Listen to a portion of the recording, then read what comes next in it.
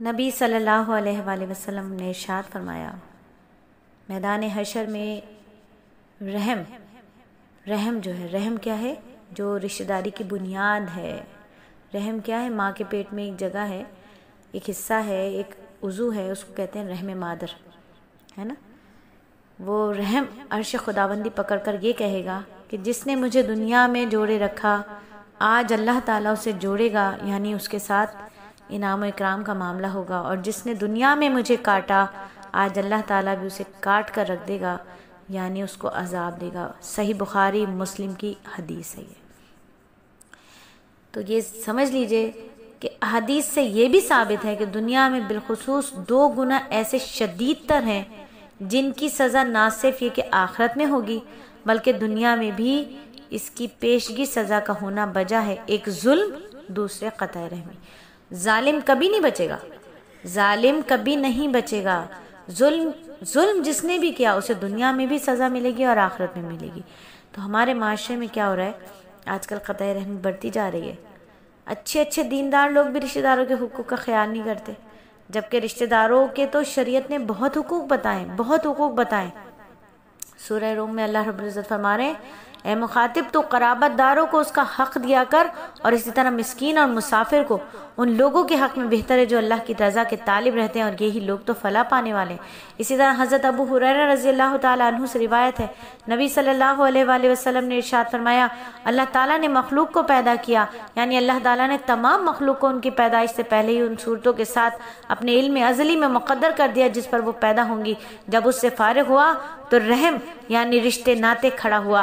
اللہ رب العزت نے فرمایا، کیا چاہتا ہے؟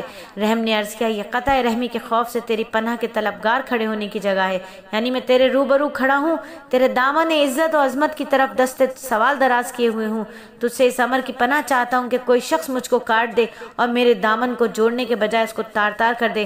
پروردگار نے عرض کیا، پروردگار نے فرمایا، کیا تو اس پر راضی نہیں کہ جو شخص رشتہ داری اور عزیزوں کے ساتھ حسن سلوک کے ذریعے تجھ کو قائم و برقرار رکھے، اسے میں بھی اپنے احسان اور انعام اور اجر و بخشش کے ذریعے قائم و برقرار رکھوں، اور جو شخص رشتہ داری اور حقوق کی پامالی کے ذریعے تجھ کو منقطع کر دے، میں بھی انعام و احسان کا تعلق اس سے منقطع کر لوں۔ رحم نے عرض کیا، پروردگار بے شک میں اس پر راضی ہوں۔ پروردگار نے فرمایا، اچھا تو وعدہ تیرے لیے ثابت و برقرار ہے۔ یعنی نبی صلی اللہ علیہ وآلہ وسلم، حضرت عبد الرحمن بن عوف کہتے ہیں کہ میں نے رسول اللہ صلی اللہ علیہ وآلہ وسلم کو فرماتے ہوئے سنا کہ اللہ بزرگ و برتر ارشاد فرماتا ہے کہ میں اللہ ہوں، میں رحمان ہوں، یعنی رحمان رحمت میری صفت ہے۔ میں نے رحم یعنی رشتے ناتے کو پیدا کیا ہے اور اس کے نام کو اپنے ساتھ یعنی رحمان کے لفظ سے نکالا ہے، لہٰذا جو شخص رحم کو جوڑے گا یعنی رشتے ناتے کے حقوق ادا کرے گا تو میں بھی اس کو اپنی خاص رحمت کے ساتھ جوڑوں گا، اور جو شخص رحم کو توڑے گا یعنی رشتے ناتے کے حقوق ادا نہیں کرے گا میں بھی اس کو خاص رحمت سے جدا کر دوں گا۔ حدیث شریف میں آتا ہے کہ حضرت انس رضی اللہ تعالیٰ عنہ فرماتے ہیں کہ رسول اللہ صلی اللہ علیہ وآلہ وسلم نے فرمایا، جو شخص چاہتا ہے کہ اس کے رزق میں فراوانی ہو، اس کی اجل میں تاخیر کی جائے یعنی اس کی عمر دراز کی جائے، تو اس کو چاہیے کہ رشتہ داروں کے ساتھ حسن سلوک اور احسان کرے۔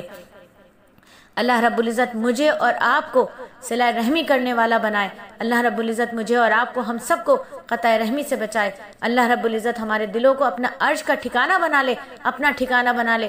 اللہ رب العزت ہمارے دلوں کو